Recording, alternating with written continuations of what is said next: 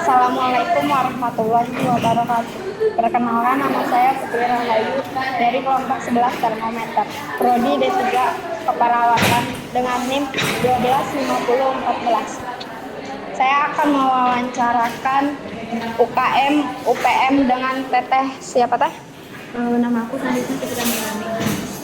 Gimana nih Teh strategi UKM Teteh dalam membangun organisasi yang solid dan mampu beradaptasi dengan perubahan? Jadi kita menanamkan nilai kedisiplinan dan tanggung jawab. Terus kita juga melakukan komunikasi yang terbuka gitu. Jadi sesama anggota kelompok itu saling terbuka. Nah, yang kedua nih Teh, apa langkah UKM Teteh dalam menjalin jejaring yang autentik dan bermanfaat dengan pihak lain? Jadi banyak banget UPM udah bekerja sama KPM Unpar, KPM Sahabat. Terus yang ketiga nih Teh, bagaimana UKM Teteh menyikapi perbedaan pendapat antar anggota? Yang pertama kan komunikasinya, terus kayak kita melakukan kegiatan rutin gitu, terus melakukan musyawarah juga. Jadi kita juga memberi ruang kepada setiap anggota untuk memberikan pendapat gitu. Terus yang pertanyaan terakhir nih Teh, bagaimana Teteh membantu anggotanya dalam mengatur waktu antara akademik dan organisasi? Kalau yang pertama kan harus akademik dulu. Tapi kan kalau misalkan di organisasi itu kan banyak orang, jadi misalkan jadi sekali ewang gitu loh. Jadi nggak kita terus, tapi kan yang lain juga gitu. Ada satu inovasi ini ya Teh dari saya tuh yang satu ya Teh, melakukan kegiatan sosialisasi dan pelatihan dasar protokoler ke sekolah-sekolah gitu Teh ya, kayak misalnya ke SMK gitu. Jadi tujuannya itu untuk memperkenalkan dunia protokoler kepada pelajar ya, terus meningkatkan citra kampus dan UKM protokoler di masyarakat. Ya, mungkin itu saja ya Teh wawancara dari saya. Terima kasih ya Teh. Assalamualaikum warahmatullahi wabarakatuh. Perkenalkan, nama saya Putri Rahayu dari kelompok 11 termometer dari Prodi D3 Keperawatan dengan NIM 125014. Saya akan mewawancarai Teteh siapa Teh? Teh Sasa dari UKM Akustik. Pertanyaan pertama nih Teh, bagaimana strategi UKM Teteh dalam membangun organisasi yang solid dan mampu beradaptasi dengan perubahan nih Teh? Kalau kita sih dengan cara sering latihan ya, dengan cara sering latihan kita mungkin bisa lebih kompak gitu dengan cara lebih dapat menyuarakan apa yang mungkin belum tersuarakan kayak gitu. Yang kedua nih Teh ya, menurut Teteh seberapa penting jejaring bagi pengembangan UKM akustik ini? Penting banget sih, karena yang dimana mungkin akustik dapat dikenal oleh orang banyak dengan cara jejaring ya. Kalau kita sih lebih aktif sekarang bikin konten di TikTok ya, dengan cara itu mungkin orang lain bisa tahu wah ada akustik KPN di Jawa Barat gitu. Yang ketiga nih Teh, bagaimana UKM Teteh menyikapi perbedaan pendapat antar anggota?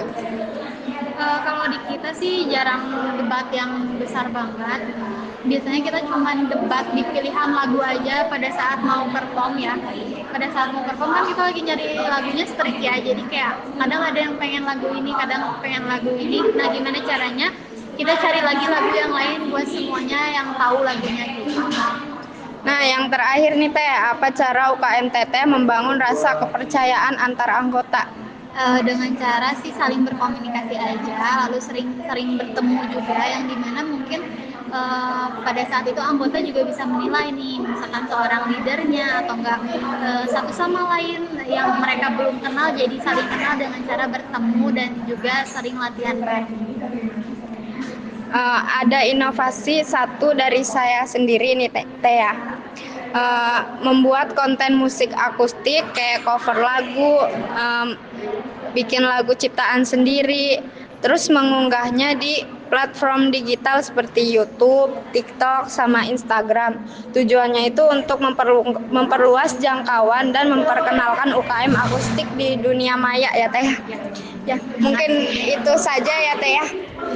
Terima kasih. Assalamualaikum warahmatullahi wabarakatuh. Perkenalkan, nama saya Fitri Rahayu dari kelompok 11 termometer dari Prodi D3 Keperawatan dengan NIM 125014. Di sini saya akan mewawancarakan Kak, siapa namanya Kak? Kevin, Dari UKM apa Kak? badminton. Nah, menurut Kakak, bagaimana cara UKM Kakak menjaga kekompakan agar tetap solid dalam menjalankan kegiatan? Ya, untuk pertamanya kita harus membangun organisasi dengan komunikasi yang terbuka. Jadi pemimpin juga ya harus baik gitu. Jadi anggota kita harus siap. Terus kita juga harus berkomitmen selalu adaptif. Ya, seperti itulah. Nah, yang kedua nih Kak, menurut Kakak, seberapa penting jejaring bagi perkembangan UKM? Untuk jaring itu berdapat itu dengan kita cara aktif menjalani hubungan saling percaya ya. Dengan saya dan orang lain gitu ya. UKM lain gitu. Kalau di sini mah misalnya sama UKM misal kalau di luar mah kita ikut turnamen gitu seperti itu. Nah, yang ketiga nih Kak, menurut Kakak, sikap apa yang paling penting dimiliki anggota saat menghadapi konflik di UKM? Ya kalau untuk konflik itu kita harus tetap tenang gitu ya. Jadi kita harus mendengarkan bukan hanya satu belah pihak, jadi pihak lain juga harus bersila aja, nggak saling gesekan lah.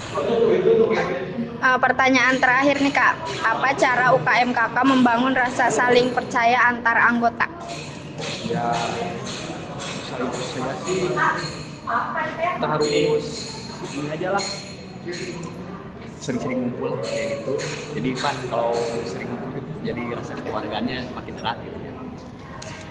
Ada inovasi nih Kak dari saya untuk UKM futsal ya, untuk mengadakan turnamen futsal terbuka antar fakultas atau sekolah dengan sistem kompetensi yang menarik. Nah, tujuannya itu untuk menjalin silaturahmi antar mahasiswa. Ya, mungkin itu saja ya Kak ya. Terima kasih sudah mau diwawancarai ya Kak ya. Ya, sekian dari saya. Wassalamualaikum warahmatullahi wabarakatuh.